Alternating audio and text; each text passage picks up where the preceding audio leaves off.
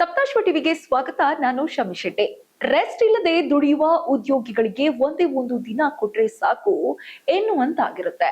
ರಜೆ ಸಿಕ್ಕೊಡನೆ ಟ್ರಿಪ್ ಮಾಡ್ತಾರೆ. ರಜೆಯ ವಿಚಾರವಾಗಿ ಎಷ್ಟೋ ಜನ ಯುವಕ ಯುವತಿಯರು ಸಾಕಷ್ಟು ಬೇಡಿಕೆಯನ್ನ ಇಟ್ಟಿರ್ತಾರೆ. ಹೌದು, ಈಗ ಇದೊಂದು ಪೋಸ್ಟ್ ವೈರಲ್ ಆಗಿದೆ.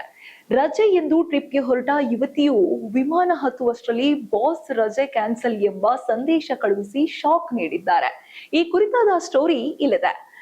ಗರ್ಕೆ ಕಲೇಶ್ ಹೆಸರಿನ ಎಕ್ಸ್ ಖಾತೆಯಲ್ಲಿ ಹಂಚಿಕೊಳ್ಳಲಾದ ವಿಡಿಯೋದಲ್ಲಿ ಜನ್ಸಿ ಉದ್ಯೋಗಿಯು ರಜೆ ಕ್ಯಾನ್ಸಲ್ ಆದ ಬಗ್ಗೆ ವಿವರಿಸಿರುವುದನ್ನು ಕಾಣಬಹುದು.